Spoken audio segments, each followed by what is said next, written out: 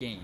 Whenever someone brings up a problem they have with the game, they have to keep adding disclaimers that everything is fine out of fear of invoking the wrath of the FF lovers. This is such a waste of potential because this dungeon could probably be badass, but instead they're going to make it brain dead easy to cater to casuals, and that's fine. That's fine. A vast majority of their content is so that anybody can do it. And while that's good, and I'm not saying that they should take it away, they need to add some stuff that is a little harder, that not everybody can do it. I'm not saying they need to, However, community sentiment seems to be declining for the first time in ever. I mean, Zepla, FF14's beacon of positivity and happiness, Is this gonna be about her going to Genshin Impact?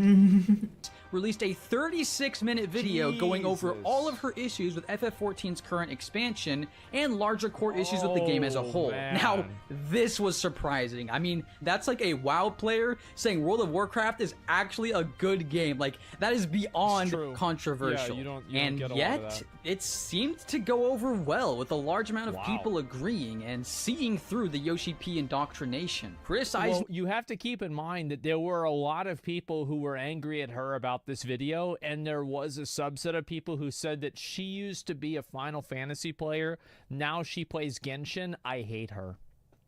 Those people do exist. The game for its legitimate shortcomings, so clearly things are changing. Hence, me finally feeling comfortable to talk candidly about a game I used to love and genuinely want to see succeed. I'll be bringing up 4 main topics in this video. However, I won't be discussing the story since I'm a story skipper, so I don't have much to say on that, and it does seem to be one of the last remaining good parts of FF14. Topic 1. The formula is breaking down. For anyone that has played FF14 for longer than one expansion, we all know that this game operates on an extremely strict by-the-books formula with 0 surprises. I think this has been an issue with a number of MMOs. I think this is an issue with World of Warcraft right now. It's an issue with Lost Ark, that the game is extremely formulaic. Everything happens the exact same way. And like, what the fuck? Destiny 2 as well? See, I don't play Destiny, so I'm not sure. But yeah, I think that like a lot of people are looking for, they're waiting for like, what is that next generation new game hook that's going to keep people engaged with an MMO? Because right now, nobody knows what it is. Expansion has 3 Savage Raid tiers, 3 Alliance raids, 2 trial bosses at launch, and a new one every major patch, accompanied with a new dungeon. I mean, Isn't this something I said about WoW? Like, I literally said this exact thing about WoW. Is that every expansion is so formulaic, I'm not as excited about them. Like, we've been effectively getting the same expansion ever since, like, I don't know, probably Burning Crusade. At least Legion, and you can argue since Mists of Pandaria. But I think really since Legion. Cataclysm was the first time that they really changed shit up a lot.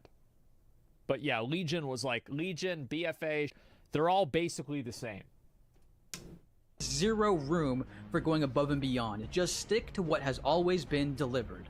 And people are just simply getting tired of it. There is definitely value in knowing what you'll be getting when you pay for an expansion. I mean, if any of you have been paying attention to Destiny 2, that game is a complete RNG loot box of what you'll get when you pay for an expansion. However, the downside to being extremely formulaic is you lose the ability to excite people.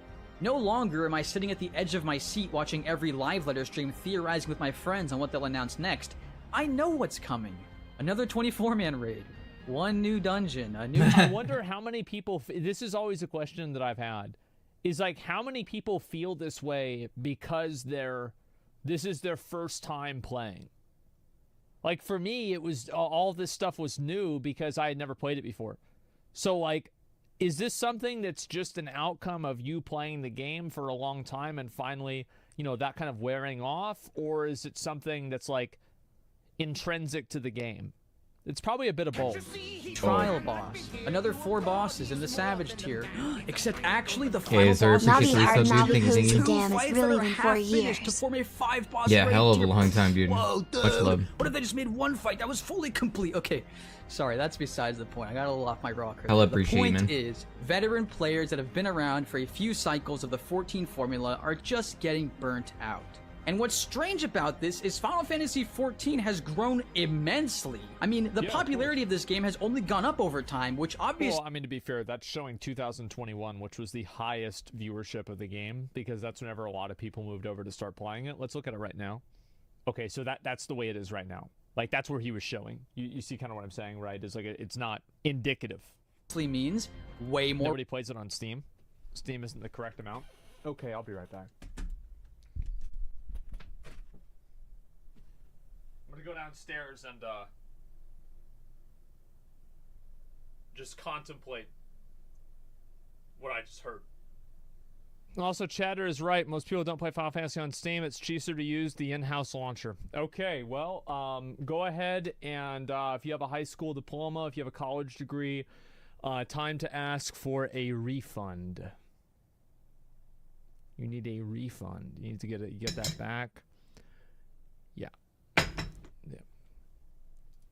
Revenue, and yet, what's to show for it? In fact, some of you might not know this, but in Heavensward, we actually got 2 dungeons per patch. We've steadily been getting less dungeons with every expansion. Because you know what Square Enix does? What is it? Instead of investing the increased revenue to grow the game, they only ever move development to different pieces of content, never increasing the overall amount of content.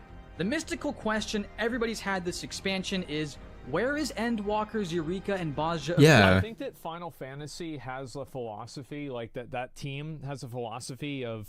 Where's our Baja? Not too much.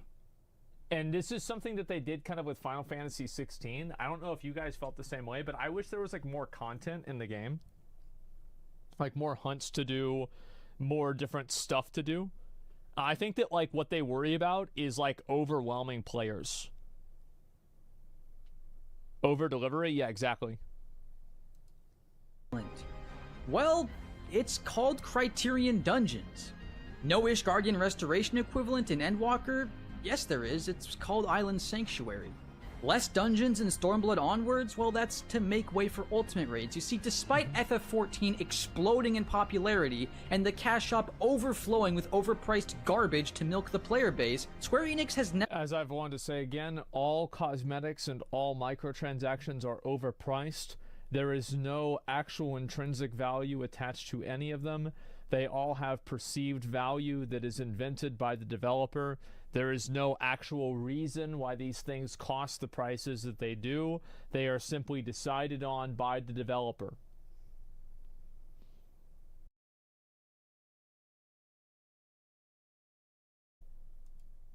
Never added content. I mean, I think there is value because like people making the skin and stuff, you know, like that is development time and money. But I mean, they definitely shouldn't cost like $22 each, you know, for like a mount or some shit. Like it should be like $5-10, you know. Content to the game, only replaced content. Same with every and game. this formula is just getting stale. Do I really want to spend $15 a month just to do another 24-man raid that is exactly like the ones that came before it? Topic 2. Repetition breeds apathy. Beyond... And I think this is kind of true, is like, and like in general, I feel like there's a lot of people that feel this way about a lot of games. Like, because obviously I'm not like playing Final Fantasy super currently, and I didn't finish the end game content. So like I never really hit this wall with Final Fantasy, but I know that like for WoW and for Lost Ark and for I would say maybe a little bit of New World too, MMOs have a really big problem about feeling kind of samey, where it's like, oh, this is the same as what we've had before. This is, oh, it's the same stuff as before. It's the same as before. And people just kind of feel like it's repetitive in general. And that's the way I felt about Diablo 3, for example. That's why I stopped playing it, because like every season I was doing the exact same stuff. Like I'm just playing the same game again. Though Classic's not like that. Classic WoW isn't like that. It is? Yeah, well, I mean, you're right, it is. But like it takes a lot longer to get through it all. Just sticking to the formula for content releases, FF14 has also lost all creativity when it comes to encounter design, which was arguably FF14's greatest strength outside of the story for years. In fact, one of my most popular videos on this channel is me selling the game to WoW players on how great the boss encounters are. But again, for those of us that have been around for a while, we have started to see the... I don't get that take. Wait, what? Wait, what's the, that's kind of a bad take. What's wrong? This guy's takes are bad. Encounter design is better than ever. Let me go back and make sure I listen, because like people found this very problematic, what he said. Repetition 4-man raid that is exact. Beyond just sticking to the formula for content releases, FF14 has also lost all creativity when it comes to encounter design, which was arguably FF14's greatest strength outside of the story for years. In fact, one of my most so you're saying the fights aren't creative. Okay, why?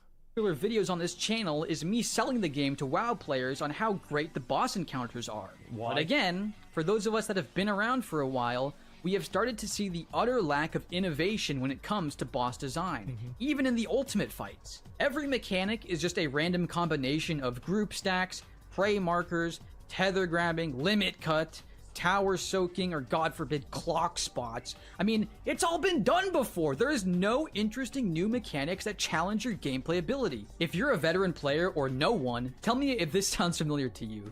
Oh, this mechanic is like this other mechanic in that other boss. Every boss is just a